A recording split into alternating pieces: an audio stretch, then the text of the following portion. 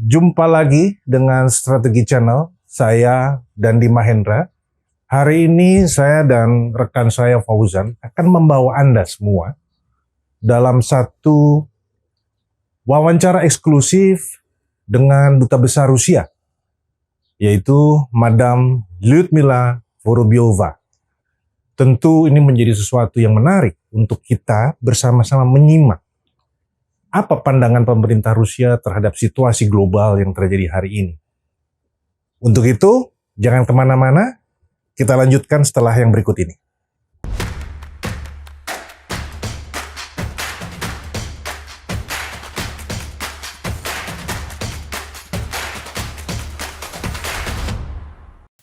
Hai Sobat Strategi Channel, terima kasih kita sudah gabung lagi di Strategi Channel. Kali ini kita mendapat kesempatan yang luar biasa. Tapi sebelumnya, supaya kita punya surprise sedikit, saya ingin ulas sedikit. Ada satu kisah yang luar biasa yang terjadi antara tahun 50-60. Kita punya hubungan baik dengan satu negara besar waktu itu, dan ada kisah yang membuat orang semua merasa monumental kisah ini, terkait dengan peristiwa kunjungan seorang Presiden Soekarno ke Samarkand. Beliau datang ke satu tempat Imam Bukhari, dan itu menjadi satu peristiwa monumental yang luar biasa ketika itu. Tentu Anda tahu, kami hari ini berkesempatan diterima oleh Madam Ambasador yang sudah bersama kami, Ambasador dari Rusia. Jadi ini satu kehormatan besar untuk kami. Terima kasih banyak, Madam. Ya, tentu kesempatan ini menjadi satu kesempatan yang kita nantikan, karena selama ini kita banyak sekali mendengar informasi yang tentu tidak berimbang, ya, not balanced information spread all over the world terkait dengan situasi yang terjadi akhir-akhir ini currently. Untuk itu kami akan banyak berdiskusi bertanya dengan Madam Ambassador terkait dengan current political situation, geopolitical situation, which are changing the world globally now. Kira-kira begitu.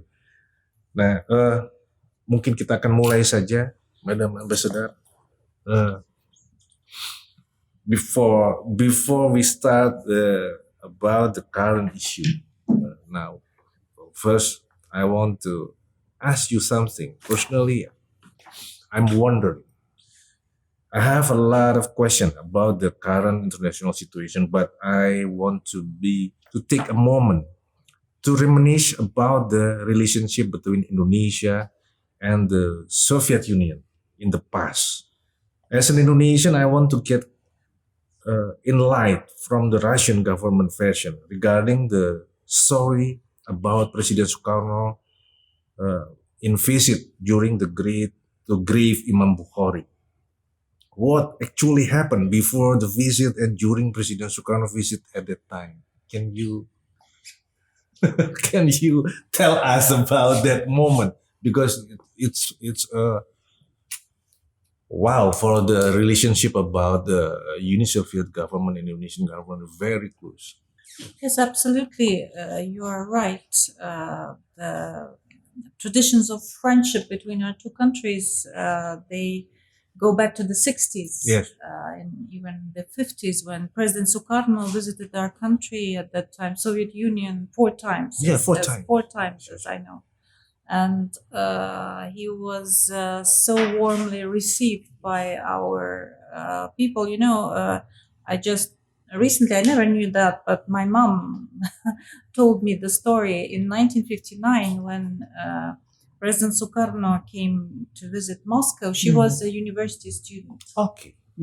And they were asked, the students, to go to greet President Sukarno in the streets of Moscow. Okay. So she went, and she was there, welcoming President Sukarno, waving an Indonesian flag, Yes. and singing Rayon Pulau Kelapa in Russian language. Because before President Sukarno came to Indonesia, there was a documentary made on Indonesia, and the soundtrack was Rayon Pulau Kelapa, and it was translated into Russian. So. And it became a very, very popular documentary. So the song Rayon Pulau Kelapa became a symbol of friendship between Indonesia and Russia. And when my late father found out that I was going to be posted to Indonesia, the first thing he did, he sang this song to me in Russian. And the title of the song in Russian language is Indonesia, My Love.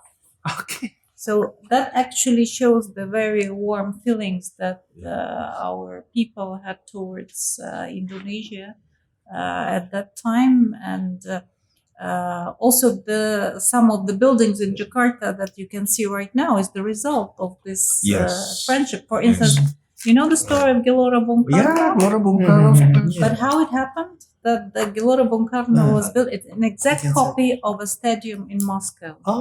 When President Sukarno came, he delivered a public speech in this big stadium in Moscow. It can accommodate more than 70,000 people, and it was full.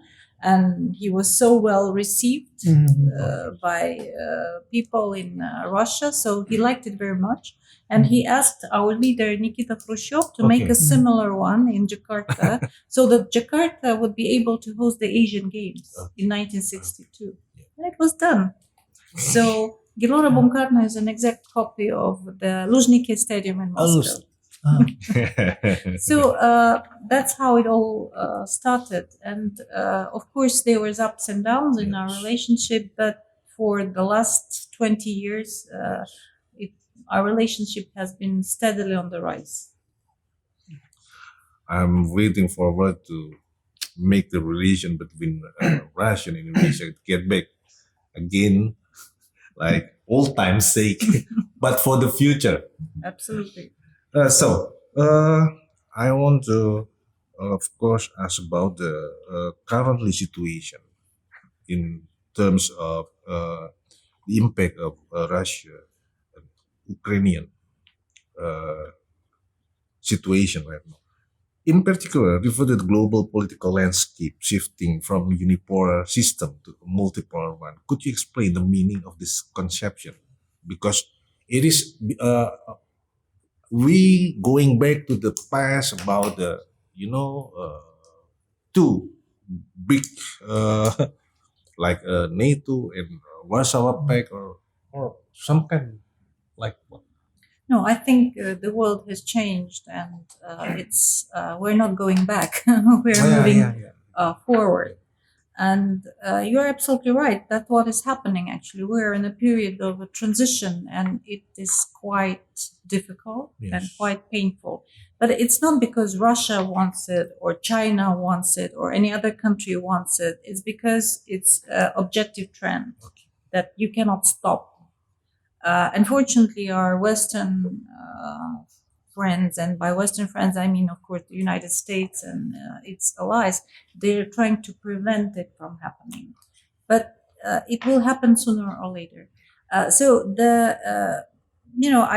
tried myself also to formulate what is happening in some simple words. And at the end, it's quite simple. There is a group of countries, again, Europe and United States, which is actually continuation of the old European policies. Now it's the main center of power in the world. They are used to build their prosperity on their dominance. Economic, military, political. And the United States proposes a geopolitical concept that we are the best, we are the strongest, we are the most democratic. You do what we say, you will be okay, more or less. More or less. More or less. We will still use pump out your natural resources. We will maybe loot your country, but you will be okay. If you don't agree, we will destroy you, either economically or militarily. And we've seen that happen. We've seen how countries were destroyed, beginning from Yugoslavia, under false pretenses. Iraq, weapon of mass destruction, where are they? Libya, Afghanistan, Syria, we prevented that from happening, and many, many others. Russia proposes a totally different concept, that all countries, be large or small, are equal in their rights. Of course, they have different level of development, they have different traditions, but they have the right to be treated by everyone as equals. A group of countries doesn't have a right to tell the whole world what to do. Yes. And not only in political sense, but in the sense of, everyday life, like the LGBT agenda that is being very aggressively promoted, or things like human rights. Human rights are precious, of course, but they shouldn't be used as a political instrument and an instrument to interfere in the domestic affairs of other countries. Or democracy. Democracy is the best thing that humanity came out with, but why should it be used as, also an instrument to interfere in other countries' domestic affairs, and not only interfere, but destroy these countries? Okay, you are not democratic enough, we will destroy you. What's that? What kind of ideology is that? So you do what you want in your own country. You want to promote LGBT, you do so in your own country. Don't impose that on us. Okay. We have the rights to have our own culture, our own tradition, our religion, our values. In the end, it's values. We want to be committed to our traditional values. Why do you say it's violation of human rights? It's not. We have the right. We are also human, of course. There is, it's the irony also, human rights. If you think that we're not quite human, then of course, but we are. So what I'm trying to say that we are promoting another geopolitical model, that every country has the right to be respected, the right of this country to be respected, the interest of these countries to be taken into account. And it's an objective process, because we see new centers of economic power growing in the world. It is China, of course. It is India. It is ASEAN countries, including Indonesia. It is African countries, Latin American countries, the Muslim world. And with this economic growth comes also the more political influence, of course. So that's what we mean by this transition from a unipolar world dominated by just a group of countries that is trying to tell the whole world how to live, to a world where this ideal world, everyone should be treated as equal partners. That's what we seek, actually. That's why we oppose the concept of rules-based world order promoted by the West. First of all, why do we need a new set of rules? We have the UN Charter. We have international law. Is it not enough? Who will, question number 2, who will write these rules? Okay. Will it be Russia? No. Will it be China? No. Will it be Indonesia? No. Again, this small group of countries. Oh. That's what we oppose, this arrogant thinking of the West, that they have this right, to dictate their will to the whole world. Of course, it's not pure arrogance. It's also, it's just economic calculation, because their dominance is based on looting other countries. Yes, driven by a single-minded policy. Absolutely. So multipolar is not bipolar what order, like. No. So because there is any opinion that Russian is more will be an Soviet Union in Cold Era to lead bipolar world. What do you think? We are not, Russia is not seeking world dominance instead of the United States. We're not seeking to replace the United States as the world hegemon. That's not the target of our policy. We are seeking a new world order that will be just and fair for everyone. Okay, back to 1991, when Gorbachev meet with James Baker in 1990. I heard some information that there is a requirement from Gorbachev to James Baker. Okay, Germany can unite it, but not 1 inch go move to east. NATO. Yes. Is that true? Yes, I, actually. I want to hear about it. And also, I think also people of Indonesia Yeah. want to hear that version story. Well, absolutely. That is the root of the Ukrainian conflict right now. Yeah, Because before the collapse of the Soviet Union, President Gorbachev had an agreement with the United States leadership and NATO's that we withdraw our troops from Eastern Germany. And after World War II, Germany was divided in two countries. Yes. The Western Germany and Eastern Germany. Eastern Germany was in the socialist camp, and it was an ally of the Soviet Union, while the Western Germany remained the ally of Western world, as to say. And we had our troops in Eastern Germany and other Eastern European countries.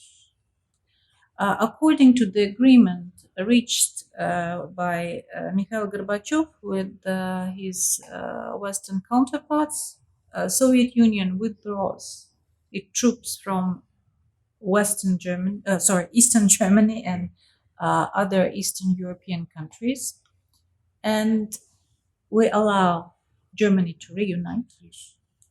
And as a response, NATO will not expand to our borders. Okay. What happens? And Gorbachev asked for a written agreement, but United States said, no, you just believe us. You just believe us. You believe our word. It's a gentleman agreement.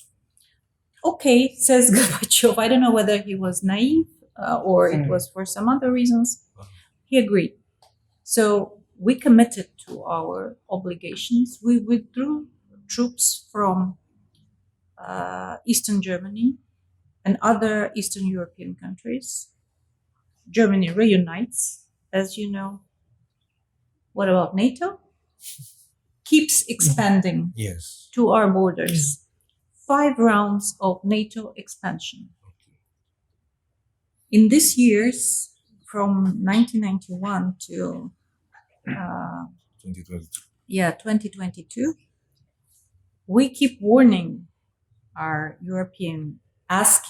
warning our European countries and United States, of course, NATO countries, that we have this agreement. We kept our word, and you are still expanding NATO. No reaction. They said, no, we are not threatening you.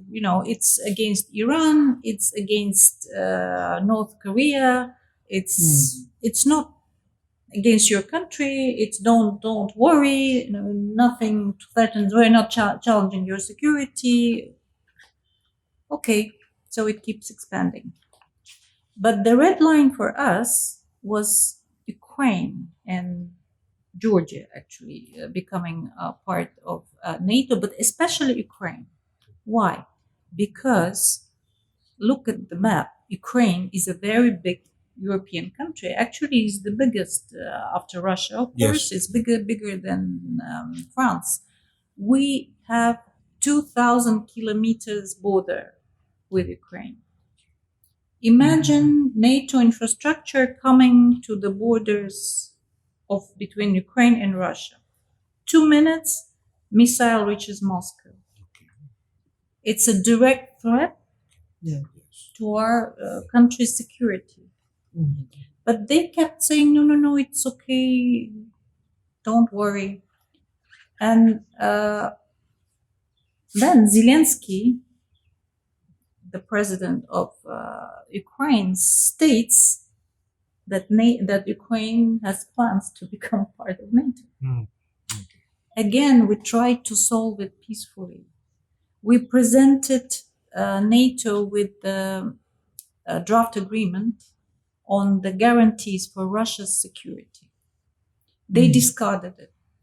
They said, no, no need, no need. So the whole situation was a real threat for Russia's security. And a little bit back, we go to 2014. Okay. What happened? Because that's also the root and the cause of the Ukrainian conflict. As you know, after the collapse of the Soviet Union in 1991, Ukraine has become an independent country. First time in history. It was never an independent country.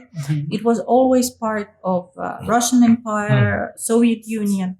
First time in history, acquired its own statehood. Okay, we supported them very much because we see Ukrainians as our brothers and sisters. We are the same nation. Whatever they tell to the world now, but we're the same.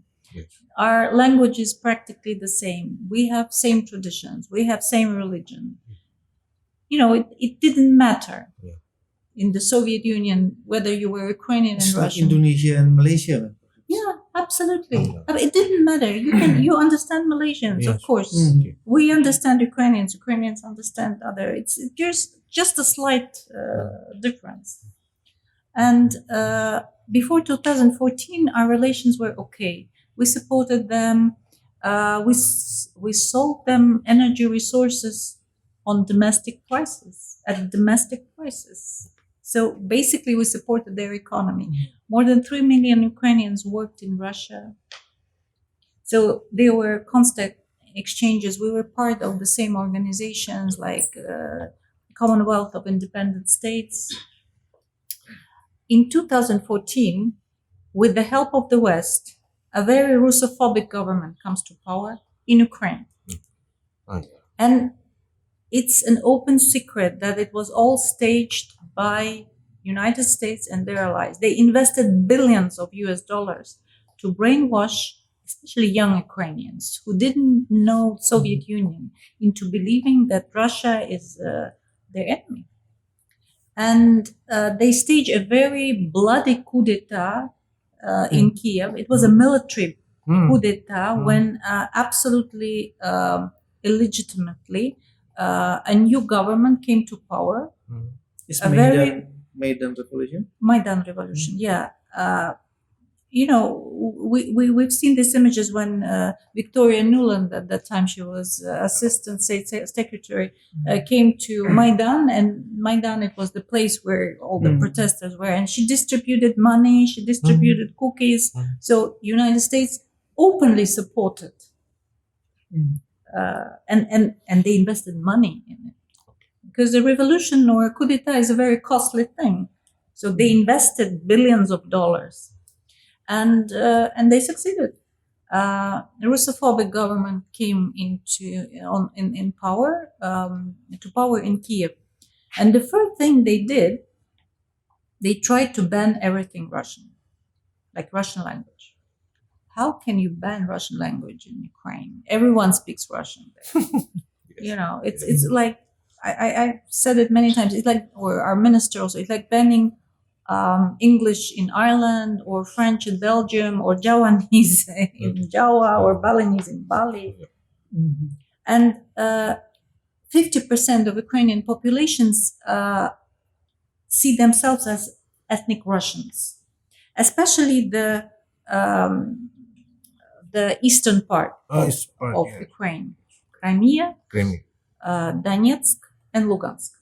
So the population of these regions, they reacted, they started to protest. They're Russians, why can they not speak Russian? And I mean, not only as official language, they should have used Ukrainian, but also in everyday life, in a shop. They will not sell you goods if you speak Russian, or banning Russian schools, etc., etc. So they started to protest.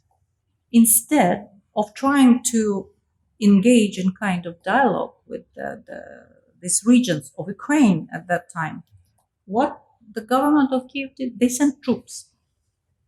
They sent troops. Crimea went to Russia. They had a referendum and we accepted them in 2014. But Donetsk and Lugansk, they proclaimed their independence. At that time, we didn't support it. We didn't recognize, Russian Federation. And they started to oppose the regime in Kiev. Again, instead of trying to solve this situation in a peaceful way, Kiev started killing them. You know that in 8 years, from 2014 to 2022, 14,000 people were killed in Donetsk and Lugansk. And I don't mean military, I mean the civilians. And again, Russia tried to help to solve the situation in a peaceful way. We instigated the Minsk agreements in 2014. Okay. And these Minsk agreements between the leadership of these two regions and the government in Kiev, supported by Russia and European countries.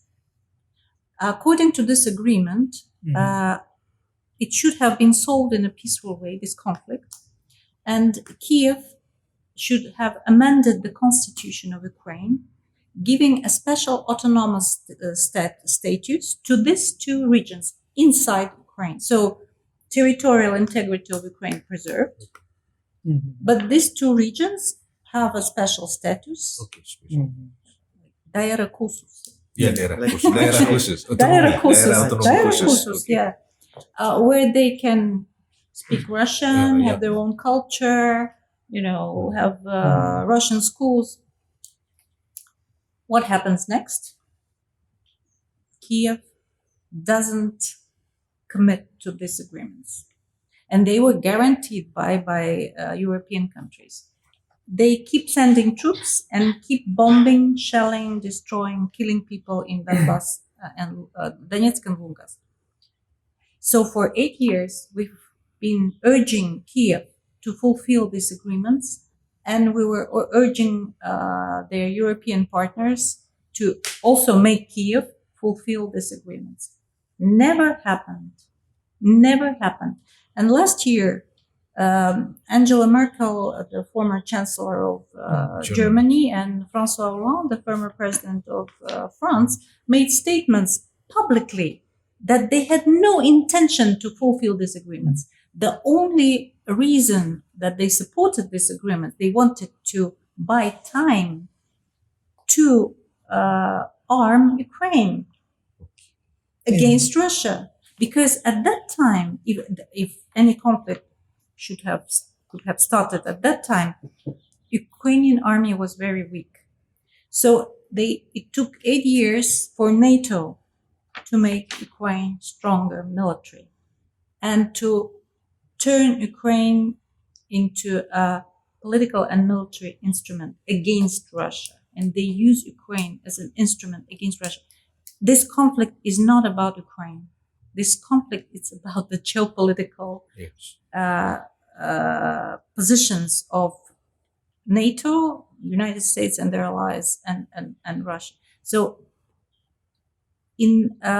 comes February 2022, and there is information, and it's also an open secret, that the Ukrainians were planning a massive attack in March 2022 against Crimea, which at that time was Russia, and Lugansk and Donetsk. They amassed 150,000 troops at the border of these regions. So our president has taken this hard decision to start a military operation.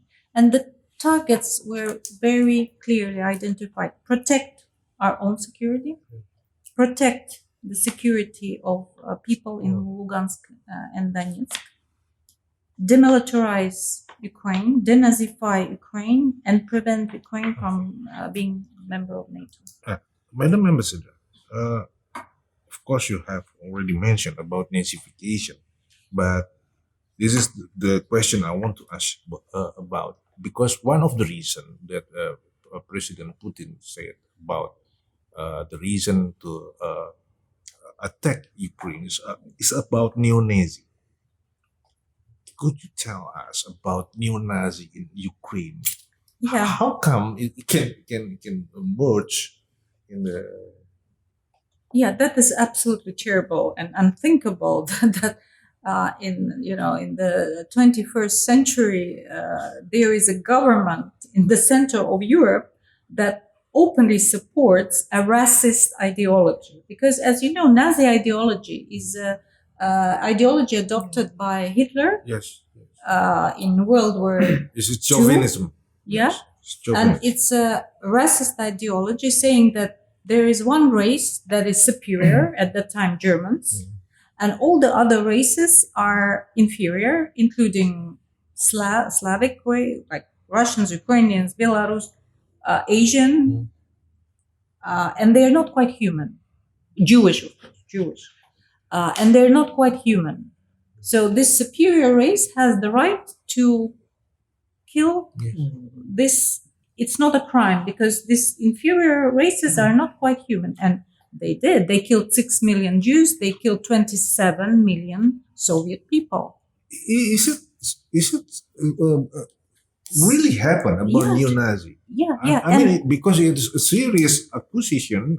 Absolutely. But what happened in Ukraine after 2014, that they support this neo is new, yeah? Yes. But they adopted this theory a little bit, saying that there is a superior race, which are Ukrainians, and Western Europeans and Americans, and they were inferior race Russians. And not only Russians who are living in Russia, but Russians who are living in Ukraine as well. So this superior race has the right to treat this inferior race badly, including killing. President Zelensky, in one of his public speeches, called Russians living in Donbas area as species. He referred to them as species, not human beings, as species. So, of course, these regions of Donbas, Donetsk and Lugansk, of course, they protested because they were treated as species, not quite human. Of course, the reaction of the people there was to protest. But the killings happened. So, of course, and it's also this double standards. That Nazi ideology is banned in Europe. It's banned in the United States, but Europe was keeping a blind eye on a government that openly supports neo-Nazi ideology. Is it part of the trend of the young people? Yeah. Is it part of? Yes, absolutely. It's a part of how young Ukrainians were brainwashed. Because otherwise, how can you make people believe that Russians who are the same are their enemies? Because it started before the conflict, the military conflict started. But they were. We could see terrible images from Kiev where young people were beating up, Russian-speaking people, and it's absolutely and idolizing the war criminals. I mean, from World War II, we know that they're criminals. They've killed like Stepan Bandera. They killed hundreds of thousands of people during World War II, Jewish, Russians, Ukrainians, and now they're heroes in Ukraine. Terrible. Yeah, they are heroes. There are streets named after Stepan Bandera and other criminals. And Europeans, Americans, they're just, they don't notice. It's always double standard. It's always double standards, but it's terrible. Okay.